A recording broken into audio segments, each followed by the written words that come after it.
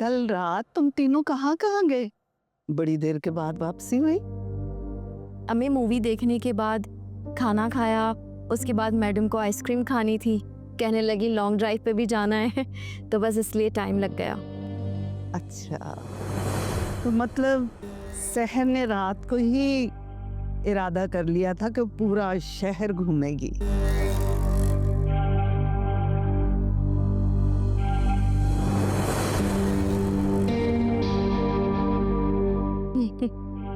वैसे हसन का भी घर वापस आने का दिल नहीं चाह रहा था।